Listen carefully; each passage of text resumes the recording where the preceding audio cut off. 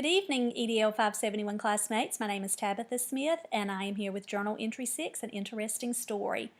The story I would like to feature is one that occurred last week in a Reading Foundations workshop that many teachers in my school are participating in.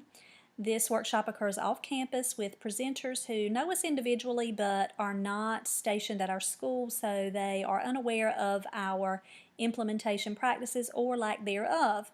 And in discussing the diagnostics of determining reading difficulties for students and then what interventions to put into place to address those weaknesses, so to firm up the foundation for these students in reading, teachers were expressing their frustrations, their lack of knowledge about what to do, when to do, and how to do. And all of those frustrations are extremely valid. I agree with them 100%. Nothing is more frustrating than knowing you've got to do something but you're just not quite sure what you need to do.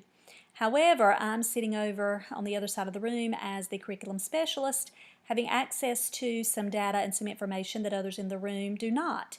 And what I know as I'm listening is that many of the individuals in this room who are wonderful teachers and do want to help children are not fully meeting the requirements of MTSS data and progress monitoring data, which are implemented and guidelines are stated not only through the district but through the state.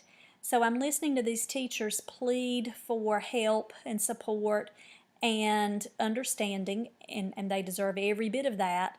But on the other hand, they're not quite sharing the whole story.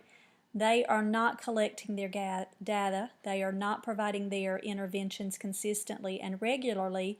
So if we want to make a difference and we want to help children, we might not know exactly what to do, but if we start assessing and progress monitoring, it might become more apparent what we need to do and how we need to do it.